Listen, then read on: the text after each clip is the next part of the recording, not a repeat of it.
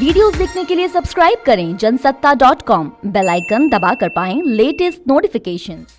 दिल्ली में चल रहे सेंट्रल विस्टा प्रोजेक्ट के निर्माण पर रोक नहीं लगेगी। दिल्ली हाई कोर्ट ने इस प्रोजेक्ट पर रोक लगाने से इनकार किया है।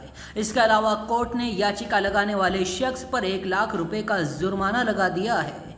कोर्ट ने याचिकाकर्ता की मंशा पर भी सवाल खड़े किए और कहा कि इस प्रोजेक्ट को जबरन रोकने के लिए याचिका लगाई गई थी। बता दें, दिल्ली में लगाए गए लॉकडाउन के बाद याचिकाकर्ता ने ये कहकर याचिका दायर की थी कि अभी दिल्ली में कंस्ट्रक्शन एक्टिविटीज पर पूरी तरह रोक है, तो इस प्रोजेक्ट का काम क्यों नहीं रोका गया। याचिका में कहा गया था कि 500 से ऊपर मजदूर वहां काम कर रहे हैं, इससे वहां कोरोना विस्फोट होने का खतरा है। लेकिन आज जब हाई कोर्ट ने यह फैसला सुनाया, तब पहले ही दिल्ली सरकार कंस्ट्रक्शन एक्टिविटी पर लगी रोक को हटा चुकी थी।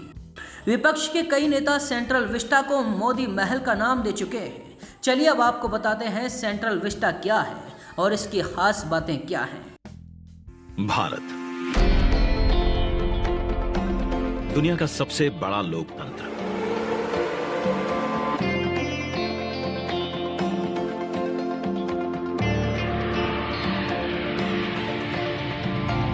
इस लोकतंत्र का मंदिर है संसद भवन,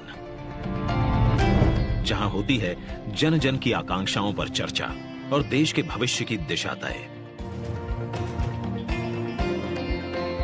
मौजूदा संसद भवन को बनाया गया था 100 साल पहले। इन 100 सालों में आवश्यकताओं के अनुरूप इसे कई बार रिपेयर और रेनोवेट किया जा चुका है, पर अब पुरानी संरचना में सीटिंग क्षमता बढ़ाना मुमकिन नहीं और ना ही मुमकिन है इंफ्रास्ट्रक्चर और टेक्नोलॉजी में सुधार कर उसे अपग्रेड करना।